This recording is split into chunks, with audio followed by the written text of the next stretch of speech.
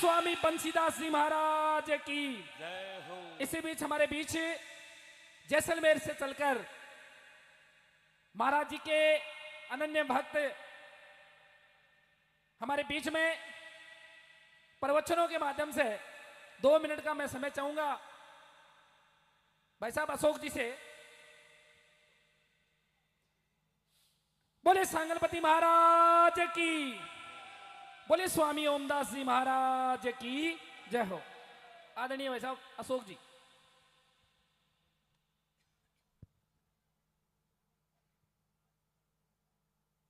बोलो श्री सांगलपति महाराज की। बाड़मेर धोराऊ चलान आयो हूँ, आवाज में तो दम को नहीं। बाड़मेर से भी 120 किलोमीटर आगे, बॉर्डर से 2 किलोमीटर पहले का वहां का निवासी हूँ। इतनी आवाज नहीं चाहिए, कम से कम गुरुदेव की आवाज की ताकत इतनी होनी चाहिए कि इस ब्रह्मांड में जितनी भी प्रकार की दुष्ट शक्तियां हैं उन शक्तियों का उस आवाज से संहार होना चाहिए। एक बार मेरे साथ इस प्रकार का जय घोष लगाइए, उस जय घोष के माध्यम से हमारे सत्य सनातन धर्म की रक्षा की बागडोर आगे बढ़नी चाहिए। बोलो सत्य सनातन धर्म की, बोलो श्री सांगलपति महाराज की, बोलो धूणी माता की। यह सनातन राष्ट्र मंदिर है, यहाँ वेद की पावन ऋचाएं गूंजती, प्रकृति का वरदान पाकर शक्तियां देव निर्मित इस धरा को पूजती, देव निर्मित इस धरा को पूजती। इस प्रकार और मैंने जो 4 पंक्तियां बोली, इस पंक्ति को चरितार्थ करने में संपूर्ण भारतवर्ष में अखिल भारतीय सांगलिया धूणी के पूज्य महंत मेरे पूज्य गुरुदेव ओमदास जी महाराज जी के परम सानिध्य में आज का यह सत्संग कार्यक्रम आयोजित हो रहा है। मैं अपना परम सौभाग्य मानता हूं कि समय समय पर जब जब धूणी माता का आदेश होता है मुझे यहाँ उपस्थित होने का सौभाग्य मिलता है। आज भी ये सौभाग्य मिला है। मैं ये बहुत हर्ष और खुशी के साथ आपके बीच में बोल रहा हूँ। हमारे भारत में कहा जाता है कि वो भारत है, त्योहारो देश है, अठे कई जा करे कि 7 वार है और 9 त्योहार है। कोई दिन खाली कोनी है। अटे कटे एकम ने हिंदू नयो साल मनावे, कठे बाबारी दूज मनावे, कठे आखा तीज मनावे, कठे गणेश चतुर्थी मनावे, तो कठे बसंत पंचमी मनावे, कठे ऊब छठ मनावे, तो कठे शीतला सप्तमी मनावे, तो की जगह दुर्गा अष्टमी मनावे, तो कठे राम नवमी भी मनावे, कठे अटे विजय दशमी भी मनावे, कठे देव उठनी 11वीं मनाई जे, तो कठे बच बारस भी मनाई जे, तो कठे धनतेरस भी मनाई जे, तो कठे रूप चौदस भी मनाई जे, तो गुरु पूर्णिमा भी मनाई जे। ओ भारत रो भारत देश रे मो जगह जगह माते हजारों प्रकार त्योहार मनाई जा करे। आ भारतरी भूमि महापुरुषा और संतारी भूमि है। अटे आ संत पग पग माते संतारो मार्गदर्शन अपनी भूमि माते मिलो है। स्वामी विवेकानंद जी ले, वर्तमान में आपने लकड़दास जी महाराज जी ले, खिमादास जी महाराज जी ले, स्वामी ओमदास जी महाराज जी और संपूर्ण भारतवर्ष में हिंदुत्व अलग जगान में आप रो पूरा योगदान दे रहा है। आज रही सत्संग रे अवसर माते आप जितना भी विराजमान लोग हो, मैं आप रे चरणा में 2-3 निवेदन करने आयो हूँ। मैं हमारा जो निवेदन है आप ध्यान पूर्वक सुनजो और आपने संभव लागे, अगर आपने लागे कि मैं ये निवेदन ने स्वीकार कर हमारे जीवन में उतार सकूं तो मने लागे आज रोज सत्संग बनानो आपनो सार्थक सिद्ध होएला। आपा शब्द लोगों ने ध्यान है कि आपनो जो भारत देश है दुनिया रो सबो श्रेष्ठ देश है। अटे शास्त्रार में विष्णु पुराण में एक श्लोक आया करे, बीरमो कही जा करे कि हिमालय समारभ्य यावत इंदु सरोवरम तम देव निर्मित देशम हिंदुस्तानम प्रचक्षते। हिमालय से लेकर हिंद महासागर तक के जो बीच का भूभाग है ये हिंदुस्तान कहलाता है और ये देवताओं द्वारा निर्मित है। दुनिया के किसी व्यक्ति ने भारत का निर्माण नहीं किया है। विश्व के जितने भी पटल पर जो देश कहलाते हैं, चाहे वो अमेरिका होगा, चाहे वो जापान होगा, चाहे जर्मन होगा, चाहे वो रूस होगा, चाहे इजराइल होगा, जितने भी प्रकार के देश है उनको बनाने वाला कोई न कोई इंसान था। लेकिन अपनी पावन पवित्र भूमि है, यहाँ पर इस भारत भूमि को किसी व्यक्ति ने नहीं बनाया है। ऐसा कहा जाता है सृष्टि का जिस दिन सूर्य उदय हुआ था, ब्रह्मा जी ने सृष्टि का निर्माण किया था, उसी दिन से भारत है, उसी दिन से सनातन है, उसी दिन से हिंदू इस भूमि पर है। इसलिए जो जन्मा है वो मरेगा, जो सदा से सत्य सनातन इसलिए बोलते हैं, जो हमेशा के लिए रहा है, सृष्टि के निर्माण से लेकर आज तक रहा है, इसलिए वो हमारा सत्य सनातन धर्म है। लेकिन बीच के कालखंड में हमारी संस्कृति को मिटाने के लिए अनेकों प्रयास किए गए। रोम, यूनान, मिस्र मिट गए। कुछ बात ऐसी है कि हस्ती मिटती नहीं हमारी। हमारे अनेकों प्रकार के संस्कृतियों को मिटाने के लिए बहुत सारे प्रयास किए गए।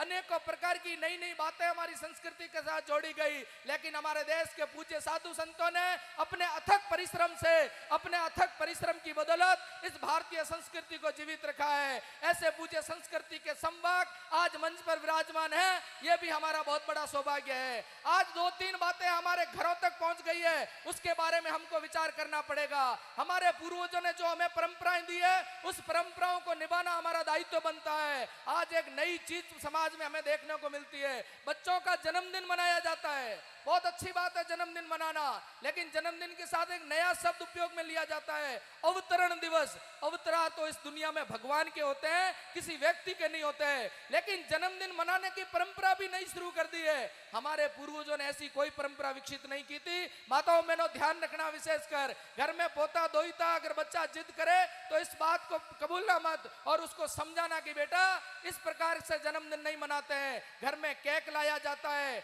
केक के नाम पर बच्चे का नाम लिखा जाता है, उस बच्चे के हाथ में चाकू दिया जाता है, उसी चाकू से उस बच्चे के नाम को कटाया जाता है, मोमबत्तियां जलाई जाती है और फूंक देकर मोमबत्तियां बुझाई जाती है। माताओं बहनों और भाइयों, यह भारतीय संस्कृति नहीं है, यह सनातन संस्कृति नहीं है। अपना जन्मदिन बच्चे का मनाना है। लाइए यहाँ पर धूनी माता के चरणों में मत्था टेकने के लिए, गौशाला में ले जाइए गायों को चारा दिलाने के लिए। कम से कम बच्चे में संस्कार आएगा, संतों के प्रति बच्चे की भावना जगेगी। यह मोमबत्तियां बुझाणु ने केक काटणु बच्चा संस्कारित को नहीं होवे। अगर इया ज्यादा करे ना तो आपनो बुढ़ापो कटे वृद्धाश्रम में ला दी। इन वास्ते आपरे चरणा में विशेष निवेदन करूं, अपनी आने वाली पीढ़ी ने संस्कारित करनी है तो संस्कार देने वास्ते आपा खुद ने पहल करनी पड़ी। संस्कार कोई मेडिकल दवाई माते को नहीं मिले कि ये गोली देणु भी में संस्कार आ जावेला। संस्कार आपा ने खुद ने बैठ और ये चीजा सिखानी पड़ी। एक निवेदन हो भी है। दूसरो एक नयो एक परंपरा चाल पड़ी है। बात तो बड़ी विचित्र प्रकार रही है। मैं तो आज तक भी परंपरा ने देख न बड़ो मन दुखी हुए कि आने वालो समय आपने समाज रो किया जाए। ब्याह शादियां हुए, ब्याह शादियां होनी आपने समाज री परंपरा है। लेकिन ब्याह शादियों में पहला भी एक नयो कार्यक्रम शुरू हो है। मेरो नाम ही मने तो याद कोनी, अंग्रेजी में की बोलिया करे, प्री वेडिंग एक नयो कार्यक्रम शुरू हो है। माताओं बहनों, ये हमारे गांव तक आ चुका है। ये इस प्रकार की परंपरा हमारे पूर्वजों ने नहीं की थी। बंद करिए इस परंपरा को। किसी परिवार के अंदर प्री वेडिंग का कार्यक्रम नहीं होना चाहिए। हमारी भारतीय संस्कृति नहीं है, यह अंग्रेजों की संस्कृति है। अंग्रेजों की संस्कृति को हमें अपने जीवन में नहीं उतारना है। पूज्य संतों का आपसे निवेदन है, अपने घर परिवार में जब भी इस प्रकार का कोई कार्यक्रम करने की कोई बात करे उसको प्रेम से समझाइए कि बेटा ये हमारी संस्कृति नहीं है। इस प्रकार से जब करेंगे तो हमारी आने वाली संस्कृति बचेगी। नहीं तो अगर संस्कृति नहीं बची तो आने वाली पीढ़ी भी नहीं बचेगी। आपको याद होगा हमारे भारत के अंदर कहीं भी वृद्धाश्रम की व्यवस्था नहीं थी। किसी भी जिले में वृद्धाश्रम नहीं था। क्यों? क्योंकि यहाँ पर माता पिता की सेवा करना बेटे बेटे का कर्तव्य माना जाता था। लेकिन आज के काल में देखिए सरकार के प्रत्येक जिला हेडक्वार्टर पर सरकारी वृद्धाश्रम खुले हुए हैं। बेटों को बड़ी बड़ी बीटेक एमटेक की पढ़ाई कराते हैं, संस्कार देते नहीं है और वो बेटे 30-35 साल बाद उन माँ बाप को वृद्धाश्रम में छोड़ के आ जाते हैं। इस प्रकार का दृश्य देख के मन बड़ा विचलित होता है। आने वाली पीढ़ी को सत्संगों में लाइए, संतों के चरणों में बिठाइए, धूनी माता के स्थान पर लाइए, मेलों मंदिरों में ले जाइए, लौकिक शिक्षा दीजिए, बीटेक एमटेक कराइए, एलएलबी एलएलएम कराइए, पीएचडी कराइए, उच्च स्तर की पढ़ाई कराइए, विदेश भेजिए। लेकिन संस्कृति से जोड़े रखिए। संस्कार बचेंगे तो घर बचेगा, संस्कार बचेंगे तो पीढ़ी बचेगी, संस्कार बचेंगे तो हम बचेगा, संस्कार बचेंगे तो देश बचेगा, संस्कृति बचेगी तो ये भारत बचेगा। अगर भारत ही नहीं बचो, संस्कृति नहीं बची, संस्कार ही नहीं बचो तो आपे भी को नहीं बचाला। और धन कटे काम को नहीं आवेला, धन गयो तो पाछो कमा लिया और धर्म गयो तो पाछो को नहीं आवेला। आप सब लोग चरणा में मारो निवेदन है। ए छोटी सी मैं 2 बातें बताई। एक तो बच्चेरो जन्मदिन हुए जदे केक काटना करना बंद कर दो। एक तो ब्याह शादी में पहला प्री वेडिंग वगैरह फालतूरा नाटक बंद कर। अगर इतो ही खर्चो करना है ना तो पाए में अपनी गौशाला है गाया ना चारो खिलाओ, कटे आगोतर में आडो आई और बीऊ आप रो बेड़ो पार होई। इतो आप रे चरणा में निवेदन करते हुए अंत में 2 पंक्तियां पेश करते हुए अपनी बात समाप्त करूं। बने हम हिंद के योगी, धरेंगे ध्यान भारत का। बने हम हिंद के योगी, धरेंगे ध्यान भारत का। उठाकर धर्म का झंडा, करे उत्थान भारत का, करे उत्थान भारत का। भारत माता की जय। वंदे मातरम।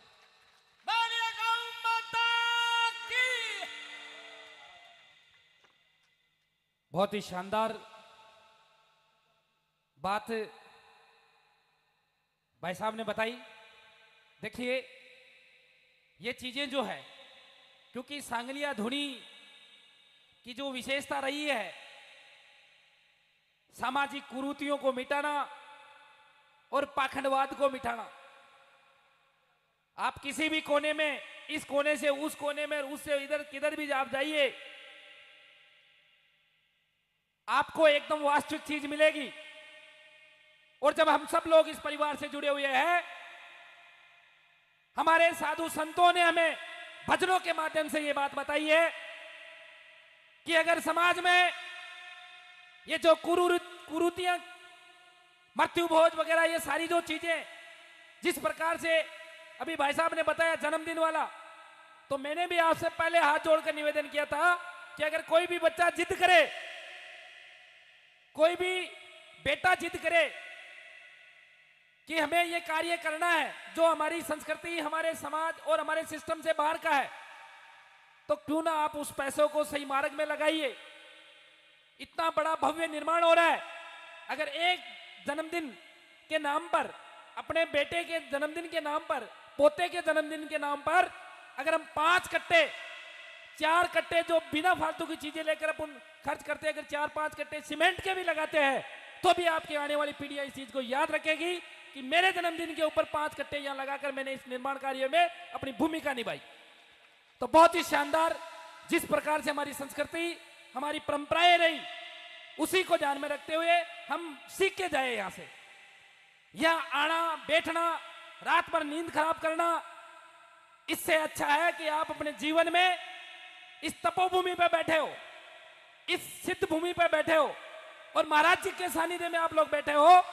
आपको यहां से जब भी आप सांगलिया धुनी में आते हो, 2 प्रण अपने जीवन में, आप गांव से जब रवाना होते हो तो वहां से सोच के आइए कि मैं 2 चीज यहां से, क्या चीज प्रण करके मेरे जीवन में मैं जाऊं ताकि मैं मेरे जीवन को सफल बनाऊं और धुनी माता का एक सच्चा सिपाही बनकर समाज में अपनी महत्वपूर्ण भूमिका निभाऊं।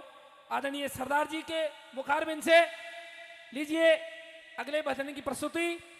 ध्यान से सुनिए एक एक शब्द को, या एक एक शब्द में जीवन की अनमोल बातें छुपी हुई है। आदरणीय सरदार जी, बोले सांगलपति महाराज की।